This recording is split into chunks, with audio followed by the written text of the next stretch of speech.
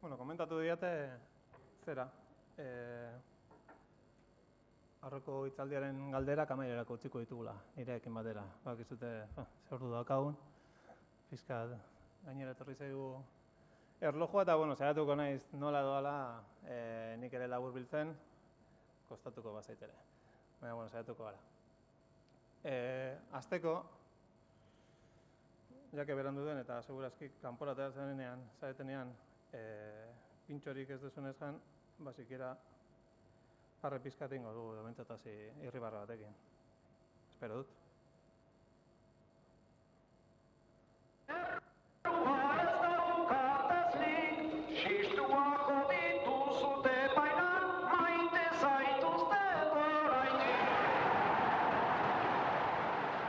Eusko Alkartasunaren taberna bat itxi dute Bilbon eta arduraduna atxilotu dute kokaina saltzea leporatuta.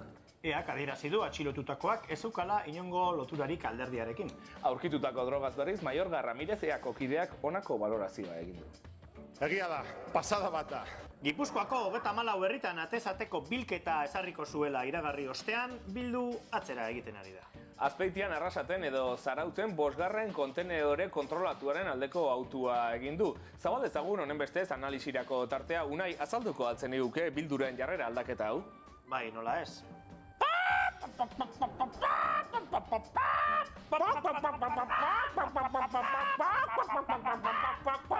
Antza denez, arabar euskaltzaleek ez dute ikasi oraindik ibilaldia Nafarroa bainez kilometroak edo herri urratxera doazenek aspalditik dakitena, ibilbidearen barruan euskaraz hitz egin behar dela.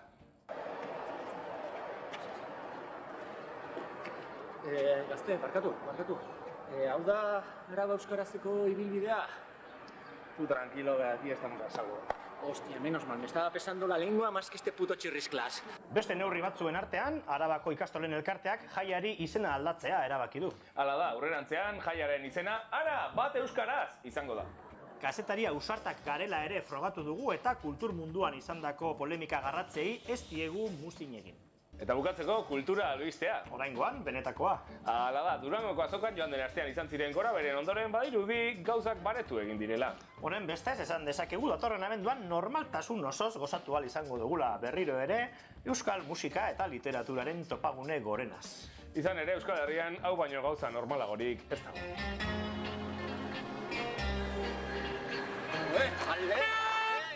No, hostia, guaz. Durangoko azokara? Ja, baina Durangoko azoka mili, ala Durangoko azoka polimili. Baina bi daude, oze? Hombre, baiet. Ni elkarren estanak ikusten ator? Bueno, orduan igual du, horiek bietan daude.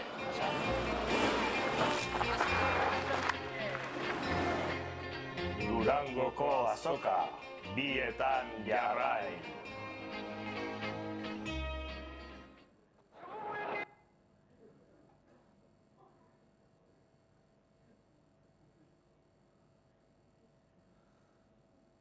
Bueno, imaginatzen dut, barrengatik ezagutuko zenutela horretik beranduegi eta beranduegi sortzen, baina ez dakizuten entzako, bueno, egun astez jarraian egin izan dugun web telebista saio bat izan da, argian. Bueno, nolabaiteko lekua eta nik uste eskuratu duena behintzat interneten eta euskal kulturan eta aritzen garen artean, ezta? Baina izenburu handi eta, bueno, pretentzio handirik gabeko, baina behintzat nahiko potola den izenburu horrekin zer lotura dakan azaltzeko, bueno, berandu egitaz eta pizkat, bueno, nolabaiteko zabalpena eta lortu zuenean, irudipena jendeari kontatzerakoan,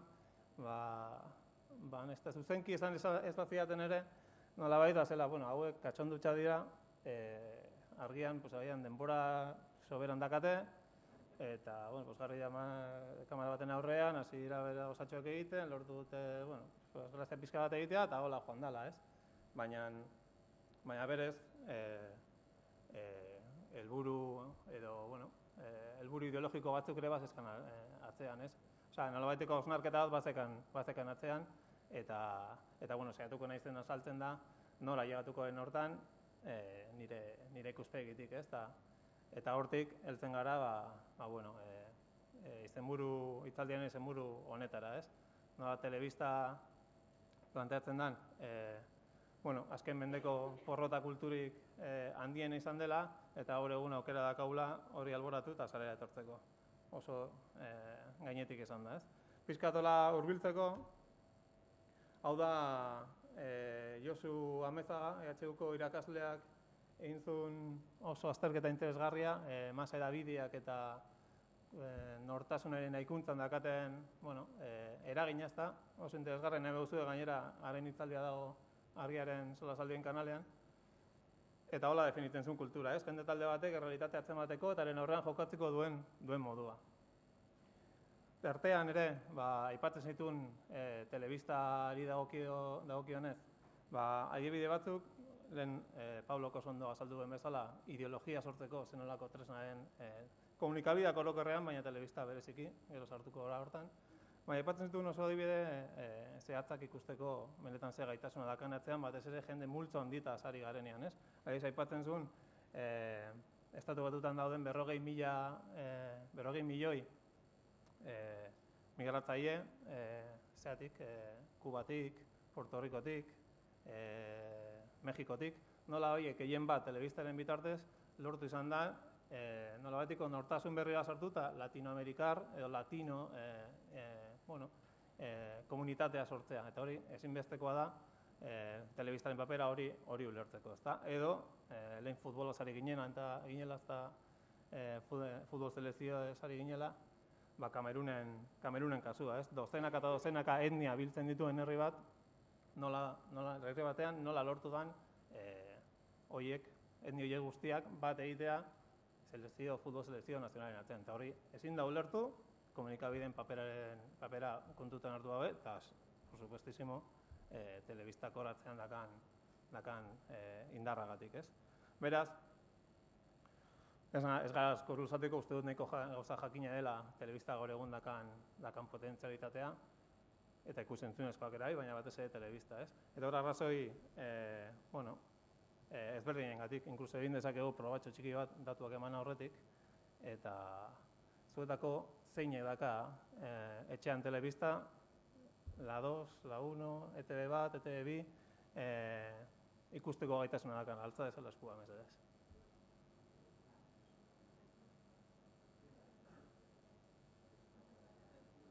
Eta baldago, gudariren bat ez dakana. Inor bez. Hori da lehendabiziko argudio nagusia, ez? Ez dago beste komunikabiderik telebista lortu izan duen masibotasun hori lortzea, ez? Etxe guztietan sartuta dakagun tresna bada, eta inkluso gure egunerokotasuna, gure bizitza moldatzen dugu horren arabera. Hau ikusi nahi dugu juten ez etxera, eta bar, ez? Eta hemen egin dugun proba txikiak, badaka bere islada mundu osoan, ez? Mundu osoan zehar gaur egun 80% daka telebista ikusteko aukera. Estatu espainolera pasatzen bagara, hango datuak lortu ditu dalako, eta Euskal Herrian ere oso antzekoak izango direnez, hori ikusten dugu zenbatek aitortzen duen telebista ikusteko ohitura duena, ez? 87%, kasik. Eta 2011an, lehen aipatu da beste hitzaldiren batean, inoiz ez dela, kontrako pentsatzen badugu ere, inoiz ez dela inbeste telebista ikusi gaur egun bezala, ez? Eta egunero, lau ordutik gertu dagoela, gutxi gara dela, parametroa, Estatu Espainolean, egunero zenbat ordu ematen ditugun telebistari begira. Estatu Batutan eta Japonian oraindik ere altuagoa da, 4 ordu territara llegatzen da, eta inkluso umeetaz hitz egingo bagenu, umeetan ere errepikatzen da datu berdina. Inoiz, umeek ikusi duten telebista kopuru handiena ikustu dute gaur egun ere bai, ez?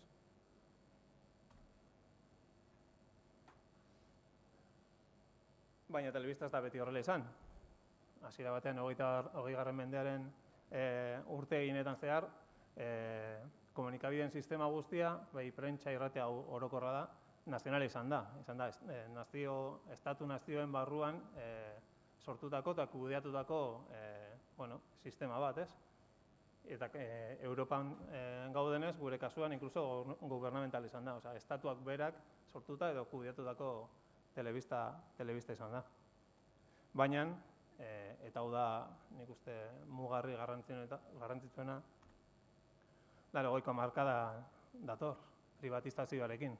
Hau da, eskubide bat dena, lehen oso ondo Pablok aipatu duen bezalaxe, berez, nazio batuen edo giza eskubideen deklarazioan ere, eskubide bezala agertzen dana, edo inkluso Espainia eta Frantziako konstituzioetan ere agertzen dena, zerbitzu publikoa izan behar duen hori, beste arlo askotan egin izan duten, eta egiten ari den bezala, prozesu hau ez delako amaitu, ez? Azken batean, laurogeiko hamarkada bat egiten du globalizazio kapitalistarekin batera, ez? Non zerbitzu publiko guztiak privatizatzen hasten diren, eta telebista izan zen lehendabizikoetako bat, ez? Eta gurean horrek ez eragina izan zuen, erabatekoa. Agian gure iruditegi kolektiboan, edo bintzat nirean geratu zen izan zen, mamatxitxoen etorrera. Nola, bat batean, la 1, la 2, ETV1, ETV2 izatetik, nola aldatu zen, bueno, gaur egun telesaborra bezala ulertzen dugun kontzeptua. Ez dela, beste bat, dela, azken batean, estatu batutatik garaiko eta gaur egungo potentzia hegemoniko politiko, militar eta, por supuesto, kulturola, han egiten zenaren kopia, ez besterik. Pizkat berlusconianoa, nahi baldin badugu, edo latino puntu batekin eman da, baina hori. Horren ostean, gertatutakoa, pues bueno, denok bizi edo ikusi ahal izan dugu, eta izan da, bueno, audientziaren lehia etengabea, inkluso telebista publikoetan ere, aiatu dena, nahiz eta telebista publikoetan berez, ez litzateke zerbitzu publikoa eskaini beharko balute, edo eskaintzen badute, ez lukete zertan audientziaren lehia horretan sartu behar, baina hala izan da. Eta horrek egarri du, epe laburreko ikuspegiekin beti lan egitea, ahalik eta gehien lortzeko audientzia tasa horiek igotzea, programazioaren espektakulizazioa, honeko palabra komplikatu da, baina azken batean da, aurkezle ezagunak, eduki deigarriak, morbo puntu bat, betiko tentsio hori, ikusten dituzun programa, eta ematen du beti egon behar dela, tentsio hori, zer gertatzen nahi dela, zer parra egiten dela, beti tentsio hori mantendu beharra, ez? Azken batean, audientziaren lehia horrek ekartzen duen ondorio bat, eta, bueno, kasu honetan nik uste adierazgarri nahi izan dela eredu hornetaz hitz egiten ari garela, LTD-aren etorrera, ez? Lurreko telebista digitala. Saldu zigoten hori izango zala, aniztasunaren aldetik, panacea bezala hor, ikusiko genula, oain ikusten ez duguna, baina askoz gehiago eta askoz anitagoa izango zala, eta topatu gara oso ondo azaldutuen bezala nire lankide batek, Unai Break argirako bidatzi zuen artikulu bat pizkat LTD-aren etorreraren inguruan, eta definitu zuen horrela. LTD-arekin pozik egoteko arrazoia dazkaten bakarrak, haurrak eta fatxak direla. Hau da, umentzako katepilo bat, kanpotarra gehienak, hori esan behar da, eta fatxak, horrek ere ikusiko dugun bezala, izan da, danak, bi edo hiru enpresaren kate ezberdinak sartu dira LTD-aren espektroan, eta salbuespen txiki batzuk. Eta hizkuntzaren aldetik ikusten badugu, esanik ez. Euskalduna gaien heinean, gure eskaintza bere horretan mantendu da, kenduta, orain ikusi ezakugula Donostitik, agian Barakaldoko telebista lokalian egiten den apurra, euskaraz baldin bada, edo aldrebes, ez? Baina ez da ekarpen handia horik izan, ez? Eta hau da klabetako bat. Hori guztiak gertatu den heinean, lehen aipatu duen bezala, kati pribatuei lizentzia eman zitzaien, zerbitzu publikoa emateko. Gertatzen dena da, eredu hori izan duen garapenarekin, gaur egun zerbitzu publiko hori ikusten dugu non geratu da, eta hori da pizkat orain azaltzen saiatuko naizena. Oraindik ere badira batzuk hitz egiten dutena, edo bere garaian ikuste, orain ja krisiarekin oraindik ere komunikabideen dien gabeziak eta gaitzak nik uste ageriago geratu direla, baina bere garaian batzuk esaten zutela, komunikabidea direla errealitatearen isla, gu errealitatea nola baldin bagara, horregatik da inkutrea, guk kutreak ere garelako, baina hor alde batetik nik uste esan behar dela, hori gaur egun esate ameskeria den bezalase, atzean geratzen da, diskutatzen da, edukien hautapenean dagoen hierarkizazioa. Ezin da esan gu garela telebistan ikusten dugunan, atzean badakola oso jende gutxi edukiak, programak zehazten dituzten, zeintzu bai eta zeintzu ez.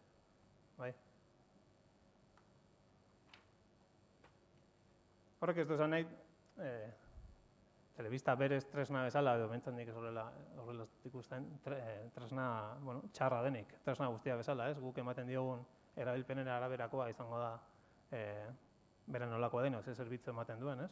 Telebista izan zitekeen estigarria, telebista izan zitekeen alfabetatzailea, izan ziteke hizkuntza berreskuratzeko eta indartzeko tresna bat, edo kritikotasuna lantzeko, edo jakinduri unibertsalare munduko txoko gehienetara edatzeko tresna bat, edo politikarien lana gertutik jarraitzeko tresna bat, o kultura komunitatea gure kasuen bezala kohesionatzeko tresna bat, edo arrazakeriari aurre egiteko tresna bat, baina gaur egun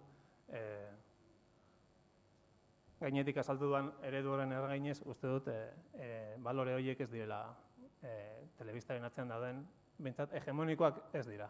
Eta hori eta pizkat azaltzen saiatuko naizen orain. Alde batetik, neutraltasuna eta objetibotasuna izan da orain arte telebistak eta komunikabide guztietan, ez? Saldu izan digutena, hor dago Marina zen esaldi famatua de las cosas, no zen?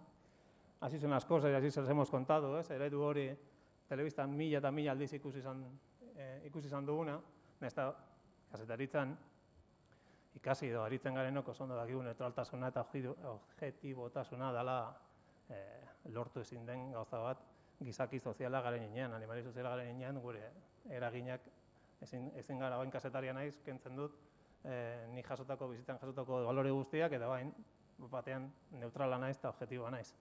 Baina badaude beste balore batzuk. Kazetaritzaren oinarriak direnak, edo behintzat oinarritako batzuk, eta bidea zintzotasuna, egiazkotasuna, aniztasuna, eta inkluso, zergatik ez, beste asko ez dela hortan luzatzeko. Baina gaur egun, ikusten duguna da, telebistak zabaltzen dituen baloreak ez dutela bat egiten horiekin, eta horietako bada, por cierto, datu hauek eta lortzeko erabili ditudan oinarritako bada Pascual Serranok idatzitako liburuak, oso gomendagarriak, irakurri nahi baldin badituzue. Eta, pizkat, ikusteko nik atea dituan ondorio nagusi batzuk, arinkeria. Zoain, Arrokan Arizka Larragak berrian idazten duen zutabean, oso gomendagarria bai, por cierto, aipatzen zuen eta oso bat egiten duenekin, ez? Nola bilakatu den Eibarrenera ez dakit zein joan dan bizitzera orain, ez dut pakirrinekin beren eska izan dakoa edo halako kontu bat. Baina hori ez da deliturik handiena, bada nahiko bitxia hori albiste izatea. Baina eske sartzen baldin bazara, etb.comeko webgunean jartzen duzu tiparen izena, ez dakidala zein dan, agertzen zaizu albiste hori, eta bere bizitzaren aurreko pauso guztiak. Osea, noiz egon zan, noiz utzi zuen, joan ziren oporretan, arinkeria eta banalizazioa, ez? Sexismoa, edo gizonek sortutako rolen errepikapena, edo edertasun molde bakarraren apologia, ez? Hortan oso bila dira publizistak, ez? Publizitateak hori esplotatzen du guztiz, ez? Orain ematen du lasestako orkesle izateko, egin behar duzula 2 metroko neska katxarro bat albistegia aurkezteko, edo baindik ere ikusten dugu La Ruleta la Fortunan, ez da dena dakaten informatizatuta eta digitala, dago tipa bat, joaten dela katxarroi ematen, ez da dago atzean tipo bat, botoiei ematen zein izki eman bazaion buelta. Mujer florero esaten zena, ez, Lorontziaren egite duten, oraindik eredu hori indarrean dago, ez da pixkat modernizatuta. Hausnarketa ito. Ez dakigu zer gertatzen zaigun, nahiz eta albistean dana, inoiz baino albiste gehien edo behintzat iturri gehien dazkagu. Hau da, ni buru atortzen zail Lampedusan gertatutakoa, oain etorkinekin, ez? Dakigu kriston katastrofe gertatu dela hor, eta momentu batean horitzen naiz, eztabaida bilakatu zela antza arrantzale batzuk pasatu ziela hor, eta ez zituztela lagundu hor uretan zeudelak, ez? Eta horrekin, nola da posible arrantzaleak hori egin izan, horrekin bilakatu zen albiste guztia, baina kontatzen ez dutena zen, orain dela 2 urte, arrantzale hoiei, beraiei, izuna jarri ziela Italiako gobernuak, hain zuzen ere, beste migratzaile batzuei uretatik ateatzen laguntzeagatik, ez? Osea, agertzen zaizkigu albisteak solte bezala, haien artean inongo konexiorik izango ez balute moduan, ez? Jakina, eurozentrismoa edo ipar ikuskera, guri bizimodoren onurak goraipatu eta gure miseriak ezkutatu. Gure promozioaren gehiengoa ez dago hemen eginda ikusten duguna, beti dago kanpotik. Baina, mundu industrializatuan bizi garenok, mendebaldeko herrietan, estatu batutan, nolabaiteko gizartearen kapitalismoaren eragile nahiko, ezaugarri antzekoak izan ditazkete. Baina, imaginatu, balen Pablok esan bezala, Chiapasen telebistari begira dauenak, zer ikusiko du, ez? Agian Kaliforniako kuadrilla txuri, azaltxurikoa eta hile horian nola eraten duen martini bat piztinaren alboan. Eta egunero hori, ez? Iparrean ze ondo bizi garen eta hegoaldean ze pringatu garen. Osea, bizimoduen arteko talka, ez? Eurozentrismoa deitzen dena. Eta, por cierto, jakina oso lotuta doana, emigrazioaren edo emigranteren ikusezintasunarekin, ez? Bakarrik agertzen zaizkigu, edo delinkuentzarekin lotutako gauzekin, edo hau bezalako tragediakin, ez? El Correo, adibidez, o Diario Vasco Sobila da halako gauzetarako, ez? Delinkuente marokiarra, delinkuente rumaniarra, ez? Halako detaiak, ez? Hemengoa baldin badira ez da inongoa, bakarrik da, kanpokoa denean, ez? Jatorria azaltzerako orduan. Erreferentea dirua, nabarmena, ez? Zintzu dira heroi edo erreferente gisa azaltzen zaizkigunak. Oso erregeak, futbolariak, aktoreak, eta baldin bada langile klaseko baten bat agertzen dela da, langile klaseko horrek nola lortu duen bere esfortzuarekin beste klasera pasatzeko. Osea, inoiz ez da, beti dago diruaren edo arrakasta eta dirua oso lotuta, ez da. Baina hori saltzen duten bitartean prekaritate sortzaileak ere badira. Hori da paradoja, ez? Kasu, ikusten ari gara nola talde eta bide handi guztiek nola krisi betean sartuta dauden. Eta bada datu garrantzitsua, da ez Bocento, Euskal Herrian indar handia dakan taldeak, nola erabilizun, kasu honetan, 2009an, goi kargudunak,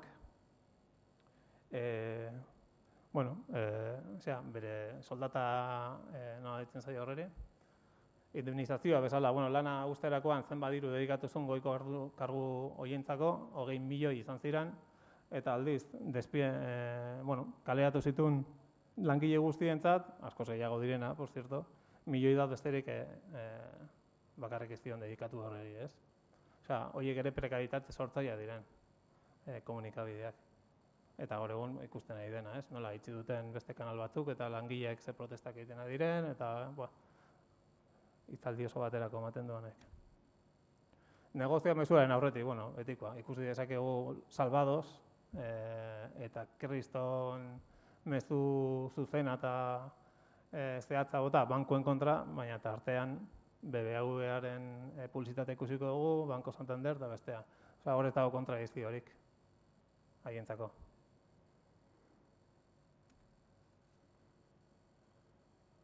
Honetaz agian Pablok ere esan zezakeen, zentzura azaleko eztabaida edo dena esan daitekenean, zentzura bidea da adostasuna edo konsensua. Hori da, Itxos kontra el dekoro zen talde madrildarren kanta baten izen buru, ez? Oso ituta gaude, eztabaida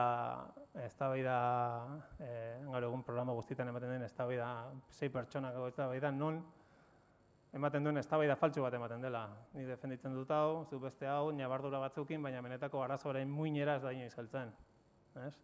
Interekonomian hortan osabila dira, eta zesanik ez, ETB-n ere eredu antzeko erabiltzen dute.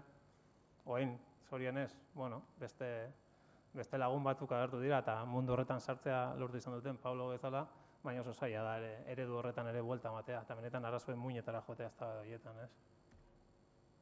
Estatu propaganda, Euskal Herrian oso ondo dakigu, oso famatu dira, Maior Orejak Bilboko Ercilla hotelean egiten zituen bilera famatu horiek, Diario Vasco, Vasco Press, El País, El Mundo, Telebista eta irratiko kasetariekin, lehendabiziko eskutik informazioa emateko. Edo, estatu batutan zezanik ez. Azken errepublikarren primarietan, Sarah Palin, Newt Gingrich eta Rick Santorum zeuden Foxen nominapean. 4-3. Fox, bai. Hizkuntza txikiak, bueno, azalpen askorik ez? Leku gutxi. Ez gara errentagarriak, beraz, errentagarritasuna helburu duen komunikabideetan zaila. Hizkuntza bermoltau, lehen komentatu du. Hitzen atzean ze esan nahi dagoen. Esaten badugu terrorismoa, esaten badugu demokrazia, esaten badugu fundamentalismoa, ze irudik etortzen zaizkigun burura, ezta? Emu berrien sortzaia, nola ulertuko genituzkeen Irak, Afganistan eta gainerako gerrak telebistek atzetik egindako lana gabe, ezta? Emu berriek edo txai berrien sorrerarako interes ekonomikoak atzean daudelako ze lan egiten dute, ezta? Oso famatu da, adibidez, Al Jazeerak egindakoa Katarreko plato batean nola grabatu zuten Tripolira errebeldeak sartzen ari ziren, bueno, irudikatu zuen irudi horiek, ez? Edo, bueno, Estatu Batuetan 1000 adibide dazkagu. Nola, adibidez, NBC telebistak General Electricen enpresarena dena, izan zen Irakiko gerraren sustatzaile nagusia, eta aldi berean General Electric izan zen diru gehien lortu zuena Irakiko gerraren ondorio guztiak berra eraikitzen esan dezagun herrian, ez? Boteraren gaitza gorde, o krimenak eskutatu. Ni oso ondo dakat buruan 2009an horrituko zaeten Berun urtuaren dituzan erasoa Israelek Gazan egin zuena, horitzen ez perfectamente nola EITB-en aurkeztu zuten Israel eta Hamasen arteko tirabira bat bezala. Eta errealitatea da, 1438 palestinar hil zituztela, tartean 288 ume, eta bestaldean izan zen soldatu bat eta 3 zibil, kohetez eraginda, ez? Gauzak aurkezterako orduan non jartzen den indarra, ez? Azkenean, boteraren gaitzak izkutatzeko edo apaltzeko. Eta hau dago, makinaria honen gasolina dena, ez? Kontsumismoa, eta kontsumismoaren atzean dagoena da publizitatea. Azken batean, eredu batez hitz egiten ari gara, errentagarritasuna helburu duena, eta hori da publizitatearen bitartez. Oso kuriosoa da, eta hori Pascual Serranoko ondo komentatzen du liburuan, Asociación Española de Anunciantes, iragarkigile Espainia estatu mailako iragarkigileen elkarteak, nola proposatu zion, uste dut Zapateroren garaian izan zala, bazegoen ikusentzunezkoen legerako aurreproiektu baten eztabaida. Eta nola iragarkigileek beraiek proposatu zioten iragarkien kopurua jaistea. Zergatik? Saturazio ikaragarria dagoelako, ez direlako eragingarriak. Azkenean, buelta batzuk emanda, geratu zen esan zen, kopuru maksimoa dela, orduko 20 minutu publizitatea. Hori, telebista denok altzatu dugunez eskua, oso ondo dakigu zer den filme bat ikustea, ez? Amaierako 3 minutuak aurretik irentsi behar dituzun 20 minutu, 15 minutuko amaitezina diren publizitatea tarte horiek, ez da? Eta, hortaz ez dara asko luzatuko daude beste datu batzuk oso bitxiak. Batez ere, hezkuntza maila gero zaten handiago izan, oraindik ere pentsatzen dugu publizitateak ez daukaga eragina guregan. Hor beste ikerketa batean irakurri nun. Gero eta, hezkuntza handiago izan da, edo behintzat unibertsitarioak, edo nolabaiteko prestakuntza izan da, pentsatzen dugu, hori dela beste batzuei begirako egindako iragarkiak ez da, ez? Baina ez da ulertzen atzean iragarki horiek emateko erabiltzen den dirutza ikusita, ez? Datu batzuko lapizka gainetik bota apuntatu ditut, La Sextan futbola ematen ari den momentuan 20 segunduko spota bakarrik jartzeagatik 41.000 euro balio du 20 segundu tarte horrek. Edo Simpsons, Antena 3-en 1000 eta 1000 aldiz ematen duten serie hori, hortan 13.000 euro balio du 20 segunduko tarte bat. Ez da ulertzen dirutza hori gastatzea, ez batu benetan ondoren eragina. Gertatzen dela hori guztia aldatzen ari dela eta publizitatea mugitzen ari dela eta hortik dator gaur egun komunikabide gehiene dakaten krisia, ezta. Baina arazoa, hau guztia botata eman dezake, niri ez dela gustatzen gaur egun dagoen eredua, ez? Eta hala da. Baina arazoa ez da telebista ona, txarragoa edo bea izatea, arazoa da atzean jabe batzuk diela. Hau da, zerbitzu publikoa eman behar zuten horiek, edo informazioa bermatu behar zuten horien atzean jabe batzu daudela, errentagarritasunaren bila dijoaztenak hori da arazoa, ez? Eta kasu honetan, hori mundu mailan errepikatzen den kontua da. Gaur egun dazkagu bost berri agentzia mundu osoan kontsumitzen den albisten 96%, sortu eta banatzen dutela. Edo telebistara etortzen baldin bagara, mundu mailan 6 enpresa kontrolatzen dutena ikusentzunezkoen 50%. Time Warner, Disney, Fox News eta barrak, ez? Viacom, Siagram. Eta estatu espainolera etortzen baldin bagara, eta audientziei, datu hau jarri ditut, ez bereziki inporta zaidalako estatu espainolean zer dan komunikabideen egoera.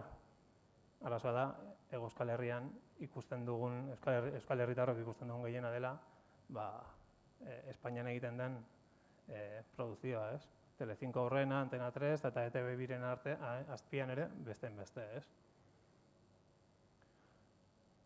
Eta hauen atzean zer dago? Dakago Vocento bezalako talde bat,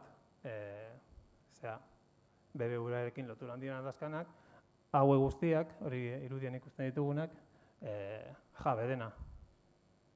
Aurretik ere agian aipatu beharko zen, Estatu Espainolan gauza bitxi bat gertatzen dela, eta da, bederatzi komunikazio taldeen artean, lau, erabat edo nagusiki jabego italiarra dakatela. Bederatzitik lau, Berlusconi, gero ikusiko dugun bezala. Prisa hor dago, betikoa, agian telebistan ez dakain besteko eragina, paperean erabatekoa, ez? Baina hor dago Canal Plusen eta lokalean. Mediaset, hau da, Fininvest, Berlusconien enpresa. Telecinco, 4, La 7, Freire de Ficción, hau da, LTD-en bitartez ikusi aldiren, kate guztiak, jabe bakar bat dakate. Edo Mediapro, besten beste, ez? La Sextaren atzean. La Sextan, por cierto, BBK eta Arginanoren enpresa eta tartean bada desartuta, ez? Baina denak talde honen atzean.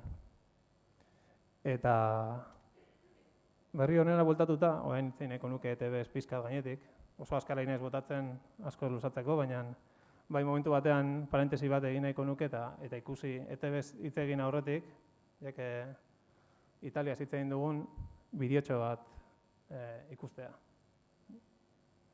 A ver, eso, por favor, quienes estén en la puerta, ¿serán tan amables de entrar o mantenerse en silencio? Fininvest, por un lado, según mi modo de apreciar la situación y la oportunidad que nos ha llevado a este encuentro, sentía necesidad del desarrollo de nuevos mercados. Para él era importante la entrada en el mercado español de televisión ante el horizonte expectativa de las televisiones privadas y de la existencia de un mercato real di televisione. Certamente è grande per noi la soddisfazione di essere arrivati dopo diversi mesi di trattative a questo accordo. Le finalità nostre sono esattamente quelle che sono state enunciate dal dottor Ortuondo. Speriamo di poter, insieme alla televisione basca, migliorare la nostra presenza nel mondo della televisione in Europa e certamente la Spagna è parte importantissima del concerto europeo.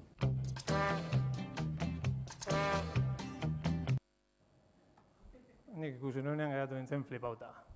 Ez dakit mailan ikusi dituzuen zeintzu dauden, parte Berlusconi, Ortuondo gaur egun da EAJ-ko europarlamentarioa, baina garai hartan mai hortan dago 1987tik 1991 arte ETB-ko zuzendaria izan zelako, eta tartean dago Mariano Ferrer.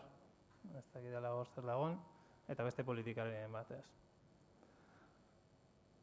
Hone gogora ekartzen dit, orain krisi garaian gaudela, nola, ez da agian jarritu duzu, nik uste dute, Suekoa zela entzun niona, esan zuela, gaur egun telebista autonomikoak,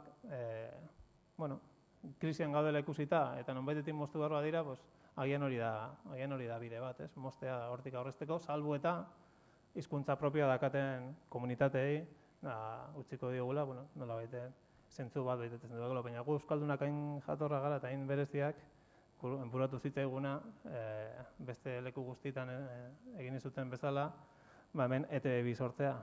Zertarako sortu zen ETB. Hemen dakau bere sorreran, iaia sorreran, norekin eta zeinekin bildu zen eta ze helburu lortzeko, ez? Azken batean audientzia eta errentagarritasuna. Hagian, ez dut uste azaldu behar deni Berlusconi zer den, edo ze personaje mota dan, baina bakarrik esategatik 278 kasu judizial irekita izan ditula pertsona honek, eta bere aldiz egon dela epaitegietan. 250 milioi dolar gastatu dituela kartzela saiesteko. Oso demokrata, bizitzasoko demokrata bat, ez? Gertatzen zaiguna da, audientzia hauek ikusita eta ETB-ren kontua albo batera utzita, ETB bat geratu zaigula, atetxo itxusia bezala, ez? Ikusten dugu denbora gaurrera joan ahala, bestean nola puztu izan den, eta Euskaldunok daukagun telebista bakarra zertan geratu zaigun tamalez, ez? Betelanez josita, kamara izkutua, zu artifizialak, Alcorcón Eibar partida, pilota partidua, eta igandero 2.500 euro kostatzen zaigun mesa santua tarteko, ez? Eta gainera ETB batek lortu izan duen gauza bat, nik uste beste kate guztiek lortu ez dutena da, badazkala gaur egun ere 0,0ko audientzia tarteak. Eta hori zaila da, Eta ETB ere badago hori aipatu behar da. Baina nik uste, hasieran nik uste deneko saiakera ona zela, eta hor dabilen jendea ezagutzeko aukera izan dugu, eta benetan nik uste saiatu izan dela, baina diru edo baliabide faltengatik nik uste hiltzen usten ari dela, edo bintzatu umentzako bilakatzen, ez? Eta pena bada hasieran, nola bide polita ikusten zelako, ez? Arazo handiena nire ustez horatzean dagoena da, 80ko markadan pentsatu zen eredua gaur egun ere indarrean dagoela. Gaur egun ia bere horretan mantendu izan dela, ez? Gaur egun ikusten dugu ze eragina dakan, eta ikusentzuneko eskoen munduan, zekarpena egiten. Horrekin ez dut esan nahi, dena txarra denik, jakina. Nik oso gustora ikusten nuen, bai mi luze edo Kika Morrizekin dako guztia, edo gaur egun atzo bertan ikusi genuen azkena Tumatxak oso duina iruditzen zait, Azpimarra edo Maialen Iriartekin dako lanak, badira asko edo ETB-an mundu.e, Merintxu Porrek egiten zuena, badira salbuespenak, baina dira, nire ustez salbuespenak. Eta intzuzen ere, horti dator pizkat itzaldiaren izenburuaren muina. Ez dugula zertan eredu honedakan alde txar guztia irentsi behar gustatzen zaiguna ikusteko, ez? Gaur egun aukera badakagula, lehen Paulok ere sonda saldu du, bidea hortik ere badijola, ez? Hartu gustatzen zaizuna eta ikusi interneten, ikusi zure ordenagaian, ez duzu pairatu beharko 20 minutuko kontsumismo dosi horiek, ez da? Eta hori da pizkat, provokazio bezala, porque azken batean helburua ez da non ikusi, baizik da zer ikusi, ez? Eta hori da pizkat euskaldunok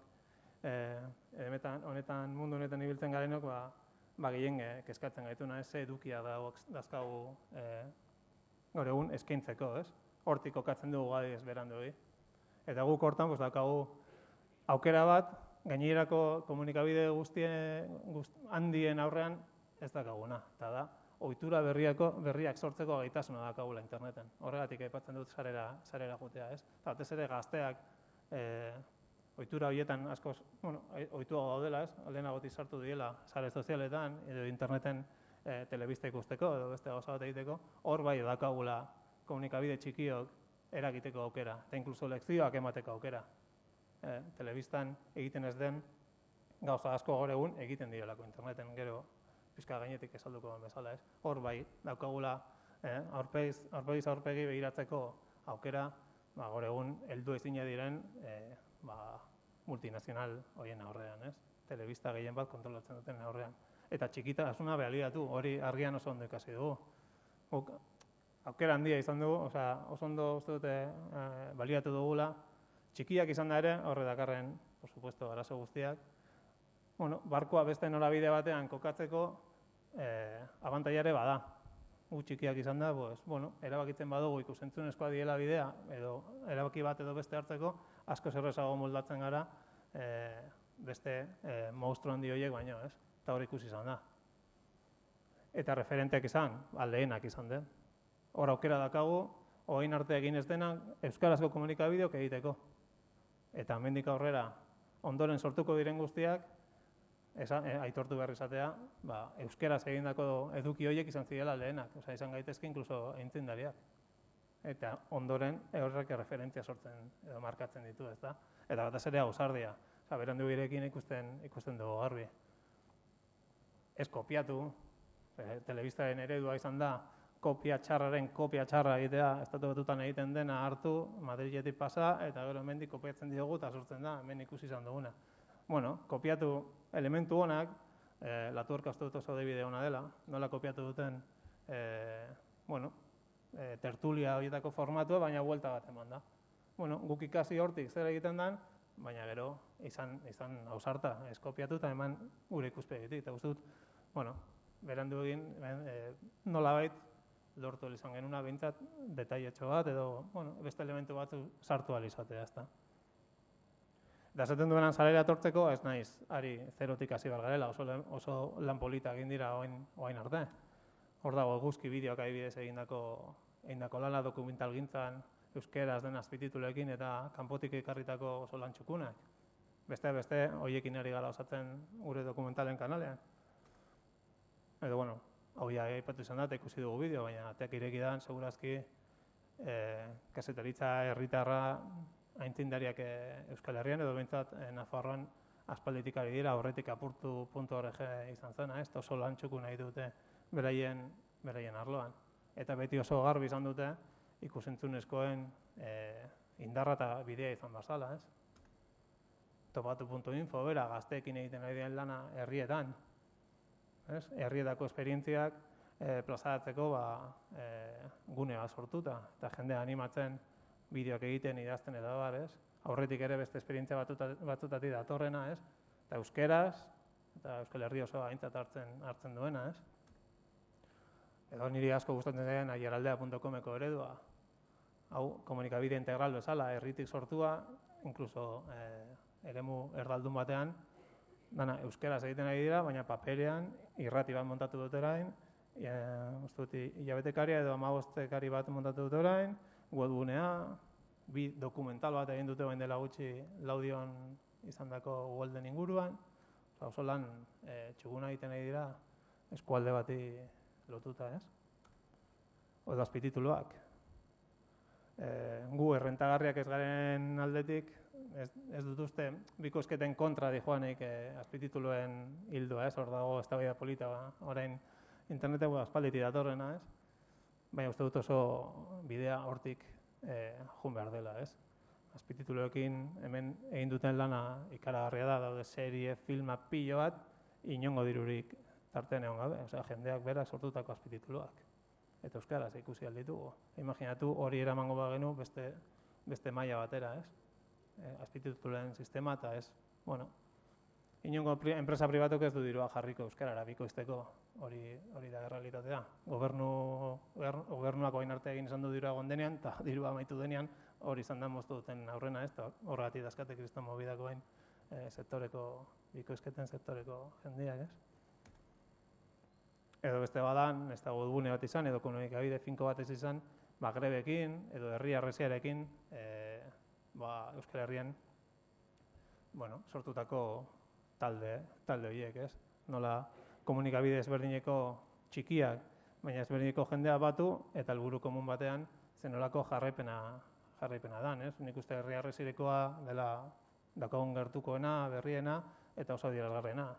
Egun Donostin hori guztia gertatu zenean, interneten sartu, Twitterren, webgunetan, zenbat bideo, YouTubeen, zenbat mugimendu, telebista piztu, eta zero.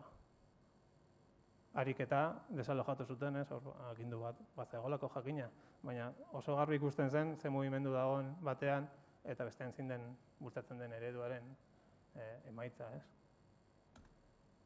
Eta hau, niri bereziki asko gustatzen zaidan webgunea, kazetaritza herritarra, dena gehiena euskaraz, eta justo gainera hitzaldi hau prestatzen ari nintzela, gertatu da oso gauza bitxia, eta nik uste dut oso adierazgarria dela, bai, herri horrezen adibidea bezala. Justo jakin genuen pasaren astean, edo dela 2 aste, ez dakit noiz izan zen, kendu behar zutela iparraldearen orena, ETB-tik, ezta? 5 minutuz ematen zen saio txiki hori. Eta justo handik, aste berean edo hurrengo astean, Kanal Dudek argitaratu zuen edo sareratu zuen, ordu betez, Siberuko gazteak beraiek egindako lehiaketa bat sibereraz. 30 urteetan ETB kapaza izan ez den gauza bat, hauek lortu dute iaia diru laguntzari gabe elkarlanarekin, Siberuko botzarekin, hango gazte elkarteekin, eta justo aste berean ETB-tik desagertzen da Ipar Euskal Herritik, aiatzen zitaigun tarte hori, txiki hori, ez? Nahiko adierazgarria da. Eta ja amaitzeko, argian, por supuesto hori ere sartu beharko gara gu hor parte garen heinean, zertan ari garen, ez? Hor badago, honekin ez naiz asko luzatuko utziko gero galderetako nahi baduzue, gu orain pixka bat buruan dakaguna da, batetik edukien salpena. Lehen esan bezala, garrantzitsuena da edukia sortzea, eta bentan hor eragitea, ez? Eta hortarako, badakagu oso aurrekari politak, adibidez, hitzaldia prestatzeko, ikusi nun, hor dago, lankidea Landerrekiak iaz emandako hitzaldea, eta hitzaldi horretan aipatzen zuen YouTubeen zenbat zenbat bideo ikusi izan zen ordura arte, oendela ordera arte, YouTubeko gure kanalean. Eta ziren 300.000 eta 150 piku. Urte bete pasatu da, berriro sartu naiz ikusteko berzaintzen datu hori, eta urte betean bakarrik 815.000 inguru dazkau. Aparte, horrek ere ikusten duela, agian zer ondo egin dugula, nik uste dut garrantzitsuna dela ze joera markatzen denez. Urte bakar batean nola ikusi dugun, datu simple bat eman da, ikusentzunezkoak eman duten saltoa eta dakaten garrantzia, ezta? Hori garbi ikusi dugu. Eta hortan, sartu behar gara eta gainera euskaraz izan da, nik uste dut libre. Ez dugu inongo beldurrik izan behar YouTubeen eta behar den plataforma guztietan sartzeko. Guk ez dugu zertan nire ustez sartu behar este kompetentzia horretan. Esan nahi dut, gure webgunera karri da edo ordaindu pekoa izatea, garrantzitsua dena da ikustea, ez? Gure edukiak zabaltzea, eta horretako dauzkagun baliabide guztiak erabiltzea, ez? Eta bestetik ere, eta hau da pizkatoren buruan dakaduguna, beranduegi utzita gero da programazioaren zentzua hartzea. Telebistak egiten duen parrillaren antzean, gure esku gutxiak, eskuak oso gutxi direla ikusita, ahal izango dugun programazioa osatzea ikusentzunezkoetan oinarrituta. Hau da, ja bibilitate egin dugu, badazkagu multimedia atalean nahiko finko dauden zenbait atal, hauek pizkat jakinda edukien aldetik ez gaudela motz, prestatu programazio moduko bat. Astelenean hau, asteartean hau, ordu honetan, hola nahiko genuke planteatu hemendik aurrera, ez? Oraindik ere ikusgarritasun handiagoa emate aldera edukiei, tamalez, oraindik ere euskarazko komunikabide daukagun arazo handi bat dela, nik uste dut maila aldetik oso txukun ari dela orokorrean, baina ez dugula lortzen batzutan egiten dugun horri errentagarritasuna edo ikusgarritasuna ematen lortzen, ez dakit azaltzen nahi den. Eta gero, esperimentazioa gaurko mantentzen nuen. Oain beranduegi utzita, oain hasiko gara hitzetik kultura berriarekin aprobetxatuta oain datorrela bertso txapelketa. Neko genuke zuzeneko gehiago egin, guk ikasi duguna pizkat urte hauetan, oraindik ere sakondu maila teknikoan eta bide zuzenekoetan ja gai gara hori emateko, eta pizkat esperimentatu zuzenekoekin, edo kanal gehiago sortu, o zergatik ez. Berandugirekin egiten genuen bezala, ezagutuko duzu larrun zer dan guke ateratzen dugun argian, zergatik ez aprobetxatu askotan larrun horiek egiteko, egiten den mailenguru 3-4 pertsonekin egindako mailengurua, grabadora erdian jartzen dena, hitz egin eta horrekin sortzen da hori, zergatik ez planteatu eredu telebisibo batean. Zergatik ez egin leku txukun batean, argitasun egokiarekin, kamera batzuekin, Eta ondoren papererako izango dena zergatik ez aprobetxatu telebistarako, edo produktu telebizio bat egiteko. Erritmoak moldatuta, bideoak tartean sartuta, ez? Pizkat, orain arte egiten dugu lanari, beste buelta bat eman da. Eta bai, aipatu behar dut Iametza, Iametza dira guneko frikia gara, haieko hendik ere gehiago, ez? Eta egiten dizkigute gure tresna, teknologikoak, ez? Eta bidez, halako gauzekin ere esperimentatu. Hau da, lehen pizkat horretaz hitz dute beste hitzalditan, hau da bideo bat eta honen transkripzioa, ez? Osorik. Askotan kazetariokin izaten duguna. Dena pikatu, eta orduan lotzea, bideoa eta transkripzioa. Sakatu. Eta Inigo Urkulluren arteko aurrez aurrekorik ikusiko ez dugunez. Madrigera egin zenean, ideia batekin. Halako sotxeak edo tarde bat hartu, eta sortzen dizu enbez kodea, justo bideoaren zati hori ikusteko bakarrik. Eta hemendik esan alda, hemen ikusten dugu estadistikak eta ez?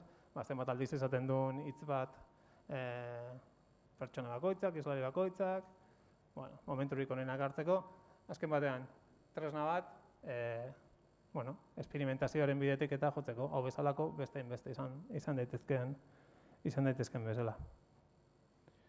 Eta uste dut hor utziko dugula momentuz, nahiko datu eta gauza uste dut esan ditu dela, eta zuen esku orain zer botatzea.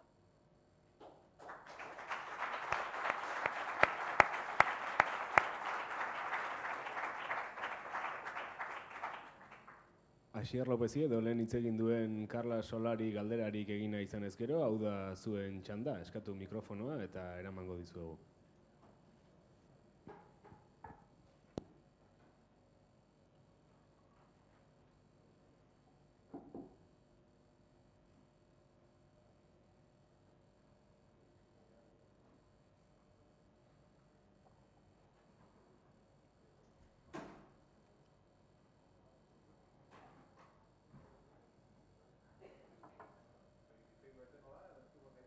Bota.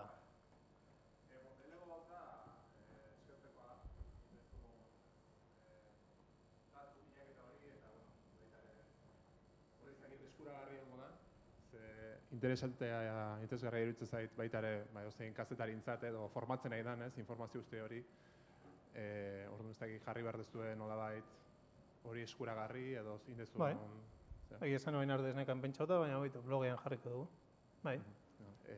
Eskertzeko hori. Eta gero bestaldezan, baita ere, nola ikusten dezun, batez ere euskerazko komunikabideetan, aurrera begira, internetek segulako, hemen entzun da bezala indarra hartzen nahi da, eta adibidez papera, ikusten danez, galdu dezake, edo galduko du, edo nola eragingo dion, ez ze etorkizun ikusten diozun, nola izu, batez ere ikusentzunezko arloan ari bali maztea, paperekoak ze etorkizun ikusten diozu, batez ere euskeraz, eta nola ikusentzunezkoa hainbeste garatzea edo juten garatzeak gero horrek kalte egingo dion edo... Irratiarekin ere berdina esaten zen orain dela urte batzuk, ez? Eta ikusi dugu bakoitzak beti izan duela asmatzen jakin izan dutela komunikabide bakoitza bere lekua topatzen, ez? Eta ikustu papererekin berdina gertatuko dela. Gu geuk ere paperetik datorren, edo gaur egun papera lantzen dugun komunikabide izan da, zesanik ez, ez?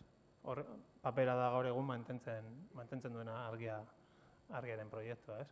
Orduan garapena, ikusiko dugu nondik jozten tiroak, hor dagoen galdera nagusia, zuk bota duzunaren ondotik datorrena da, ikusentzunezkoak indarra dakate, interneten nola mantentzen ditugun ekonomikoki komunikabideak, ez? Gu geuk ere. Baina, uste dut hortan ez dela inore egongo erantzun magikorik emango duena gaur egun, ez? Denok ari gara probak egiten, denok ari gara bide berriak bilatu nahian, jakinda interneten dagoela bidea, baina oraindik ez dago garbi. Argi dago guk, behintzat garbi daukaguna da, zerbitzu publikoa garen heinean diru laguntza tartean egon behar diela, eta hizkuntzaren aldetik egoera ikusita ere bai, eta bestetik dago komunitatearen beharra eta indarra, ez? inguruan dazkagun jendearen ekarpenak edo gure arpiduna gabe, ezin izango genuke ez bakarrik aldizkari aurrera atera, baizik eta interneten egiten duen, doainik egiten duen beste lan hori guztia, hori esker egiten dugu. Osea, argiaren inguruan dagoen komunitate horri esker, ez? Eta nik uste dut alde horretatik, eta ere gehiago euskarazko komunikabideok hori landu beharko dugun kontu da. Eta gero publizitatea, por supuesto, eta beste bide batzuk bilatu baina zaila izango da. Eta gero horren markatuko du paperaren ze lekuan geratzen da. Bueno, aipatu duzu, etorkizuna datorrela, norbeak ikusi nahi duen horren bila jutea, eta bide hortan bastante zabor tragatu beharko dugula, gu nahi duen hori bilatu arte. Baina ekoizle puntu batetik, nola iritsi gintezke pertsona, ikusi nahi duten pertsona horien gana, eta are gehiago, tokiko hedabide txiki bat izan da, gure targeta edo publiko meta hori bastante zehatzagoa denean. Ez dakit esan du lertu dizuan, nola llegatu? Adibidez, etorkizuna esan duzu, jungo dala, guk ikusi nahi dugun hori bilatzea edo horta, ezta? Eta gu ekoizle puntu batetik nola iritsi gintezke pertsona horren gana modu efiziente batean. Zait esplikatzen nahi. Bueno, ez dakit, nik burura etorri zedan ez dakit justu erantzun egokia den. Baina, bueno, azken batean guk sortzen duguna zabaltzeko, egia da gu daukagun egazo handienetako bat dela, eta uste aipatu duela da. Guk sortzen duguna jende horren gana llegatzeko oso zail dakaguna gaur egun. Hemen manekan beste datu bat bota ez duana, eta da Euskaldunok aurre egin behar diogula ez bakarrik aurrean dazkagun multinazionalei edo enpresa handiei, hori da daukagun arazo bat, baina eske bestea da irakurleak edo ikusleak sortu behar ditugula. Zumaian egin dugu azterketa txiki bat, irrati bat proiektuen bueltan gauden lagunok, eta emaitza izan da, saltzen dien egunkaritatik 8,3 Diario Basko dela. Eta beste gainerako guztiak, 1,5 gara, eta berria da guztiz marginala. Horrekin ez duzu nahi bat edo bestea hobeago dela, baina ezik eta Zumaian bizi dela, herritarren 75% euskalduna da. Nola eskontzen da bidatu horiek. Orduan, dakau gure lekutxoa bilatu beharra, baina gero gainera jendearen ohiturak aldatu beharra, eta hortan, internetek eskaintzen dizkigun aukerak baliatu beharko ditugu, oraindik beraiek ez dutelako, enpresandik ez dutelako lortu hori kapitalizatzea guztiz, eta hor dakagu espazio handi bat, nik uste, borroka eman dezakeguna, gainera inkluso lezioak ematen, eta hortako sare sozialak ezinbestekoa dira, eta horiek landu behar ditugu indartsu, eta eduki ausartak egin da. Ez dakit hortiz egoan galdera, baina... Hemen beste galdera bat zion, da ja bukatu. Ja, ez da? Ba, ja...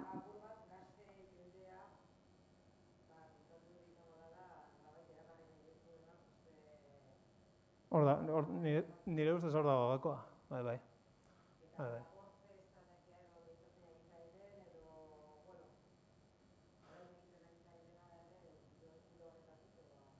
Bai, ikusentzunezkoen bidetik jutea ere horrekin lotuta dago, nik uste. Ez bakarrik dakaten berezko indarra ikusentzunezkoa, baizik eta gero eta presentzia handiago dakate gazteek ere kontsumitzen duten edo erabiltzen duten informazio iturria, ez? Gero eta gehiago papera gazteen artean zenbatek erosten du gaur egunkaria, ez? Baina argian sartutan ez da egunkaria batez izan, beste informazioa bera amanda beste era batean landuta ikusten alda ikusentzunezkoetan batez ere, edo sare sozialak hori. Ez dizut ezer berririk esango, baina Twitterren dagoen mugimendua, adibidez nola da posible, ez dakitu mapen rankinga oso fidagarria denala ez, baina bai emate ditu pista batzuk, nola posible berria eta argia izatea orgoian daudenak, tartean adibidez, ETB bat egonda, edo hor ikusten dugu benetan, eremu berri horietan bai emateko, bai garela gai borroka emateko, ez? Eta beste norabide bat markatzeko, ez? Eta, gero esperimentazioa jartzen nuenean zen, hain zuzen ere galdera hori erantzuteko, ez dakigu zehazki nondi jo, baina egin behar dena da probatu. Internetek eskaintzen dizkizun aukera horiek guztiak probatu, eta berze funtzionatzen duen erreferente berria sortzeko, batez ere, ohitura komunikatibako oso markatuta ez dauzkaten jende horiengana, eragiteko eta horrenak izateko, inkluso.